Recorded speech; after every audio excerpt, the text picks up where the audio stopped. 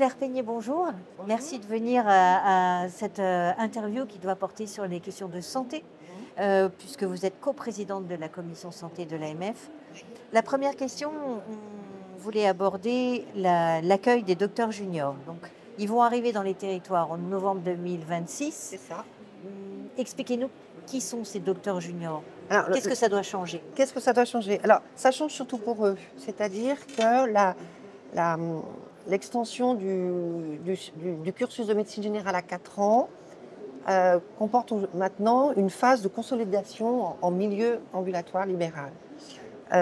Ça valorise aussi la spécialité de médecine générale.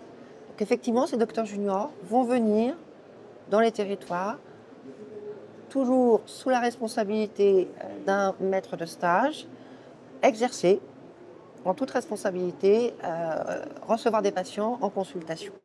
D'accord, et ça se prépare dès aujourd'hui. On comprend bien l'intérêt que les territoires réussissent à attirer ces docteurs juniors pour aller chez eux, parce qu'il y a une possibilité ensuite que le jeune décide de s'installer une fois diplômé sur des territoires qu'il a déjà expérimentés. C'est ça l'idée? Alors, l'idée, c'est ça.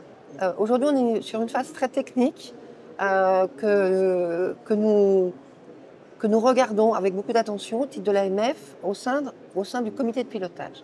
Dans quelles conditions ils vont exercer? Comment vont-ils être rémunérés? Comment vont être rémunérés les maîtres de stage? Tout ça a demandé beaucoup de réunions et de calages, et qui ont d'ailleurs donné lieu à la parution de décrets qui ont été publiés cet été. Donc 2025. tout ça est calé. Tout ça est calé. Je pense qu'il y a encore des sujets de fond. Oui. Mais nous, en tant qu'AMF, on a été un petit peu, si vous voulez, porté à connaissance. Et ensuite, la deuxième interrogation, c'est sur quel territoire vont-ils s'installer? Pour éviter qu'il y ait des inégalités aussi. Mais comment les territoires peuvent les accueillir? Et là, on a un travail, nous, en tant qu'élus, à faire, mais en lien avec nos professionnels de santé, en lien avec les CPTS, en lien avec les ARS. Nous avons demandé une cartographie prévisionnelle des lieux de stage de ces futurs internes qui arrivent quand même en novembre 2026. Donc voilà, on est un petit peu dans ce jeu de partage d'informations. Je pense que là, on va rentrer dans la phase opérationnelle vraiment début 2026. Cette cartographie que vous avez évoquée, donc vous ne l'avez pas encore, elle doit être donnée début de l'année, c'est ça? Alors, et est-ce que c'est à partir de là que tout va se jouer et que vous dites au maire, allez-y? Alors, il faut qu'on ait, département par département, un dialogue entre les ARS, la CNAM, donc la CEPAM, et à mon avis, la bonne échelle, c'est les maires au niveau de l'association des maires. Et nous avons déjà des associations des maires, sous l'impulsion de l'AMF, qui ont demandé ce dialogue avec l'ARS pour commencer à caler les choses. Mais cette cartographie s'affine au fur et à mesure. Et nous voyons aussi beaucoup de praticiens qui ont été sollicités pour devenir maîtres de stage, car dans certains territoires, il n'y a pas de maître de stage. Et à ce moment-là, effectivement, on voit la difficulté de la mise en place du dispositif. Donc tout ceci est en train de se caler. Oui. Donc l'intervention des maires, ce n'est pas forcément uniquement d'offrir un local ou de prévoir qu'un local soit aménagé, c'est de faire la médiation aussi et de s'assurer que tout concorde. C'est déjà de savoir avec leurs professionnels de santé qui sont installés sur le territoire, est-ce qu'ils vont accueillir des docteurs juniors? Qu'est-ce que le maire peut faire pour faciliter cette installation? Et dans un deuxième temps, si on confirme, oui, vous allez avoir un docteur junior qui vient dans une maison de santé ou dans un centre de santé, c'est se mettre en rapport avec le futur médecin, dire qu'est-ce que nous pouvons faire pour faciliter votre arrivée dans notre commune. D'accord.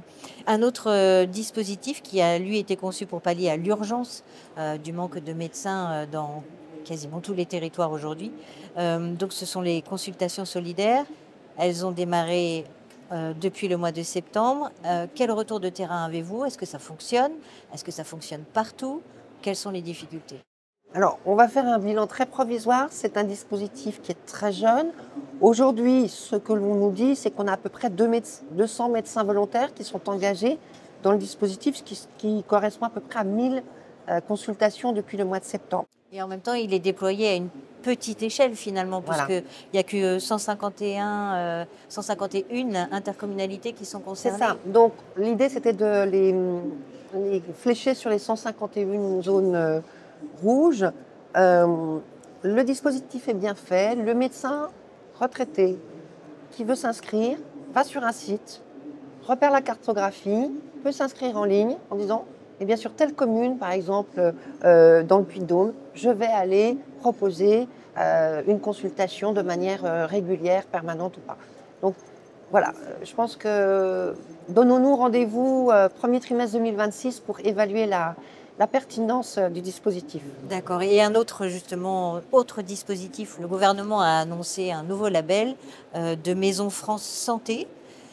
Qu'est-ce qu'il y a derrière? Est-ce que c'est juste est-ce que c'est nouveau? Est-ce que c'est juste labelliser des choses qui existent déjà, comme on l'entend, hein, et les critiques étaient assez fortes pour l'instant.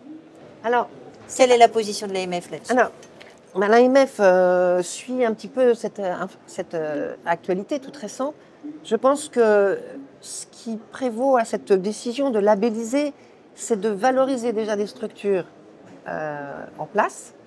L'objectif du gouvernement est très ambitieux, c'est 15 structures dans chaque département d'ici fin 2025.